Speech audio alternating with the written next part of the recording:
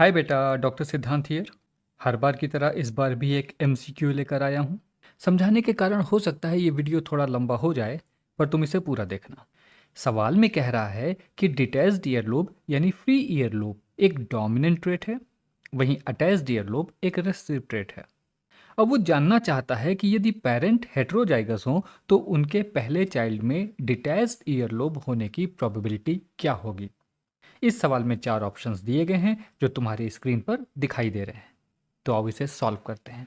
हम जानते हैं कि डिटैच्ड ईयरलोब के लिए डोमिनेंट एलील कैपिटल डी और अटैच्ड ईयरलोब के लिए recessive allele small D responsible होता है। इन एलील के 2 होमोजाइगस जीनोटाइप और एक हेटेरोजाइगस जीनोटाइप बनते हैं। होमोजाइगस जीनोटाइप वो है जहां पर दोनों ही एलील एक जैसे हों, जैसे कि कैपिटल डी और स्मॉल डी।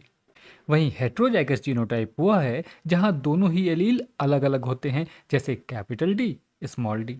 यहाँ कैपिटल डी और capital D small D genotype detached earlobe के लिए रेस्पॉन्सिबल होंगे, जबकि small D genotype attached earlobe के लिए रेस्पॉन्सिबल होगा। चूंकि पेरेंट्स के पास हेटेरोजाइगस जीनोटाइप है तो दोनों ही फादर और मदर का जीनोटाइप होगा कैपिटल डी स्मॉल डी। तो अब इनके गैमीट बनाते हैं। फादर का गैमीट बनेगा कैपिटल डी और स्मॉल डी। फादर की तरह मदर का भी गैमीट होगा कैपिटल डी और स्मॉल डी। अब फादर और मदर के गैमीट यूनियन करेंगे और जीनोटाइप बनेगा capital D capital D, capital D small D, capital D small D और स्मॉल डी स्मॉल डी।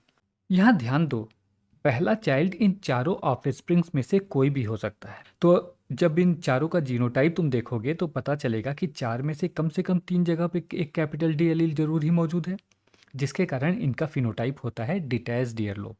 4 में से 3 जगहों का मतलब 75% प्रोबेबिलिटी। तो आंसर होगा ऑप्शन नंबर 2, यानी पहले चाइल्ड में डिटैच्ड ईयरलोब होने की प्रोबेबिलिटी 75% होगी। उम्मीद है ये सवाल समझ में आ गया होगा।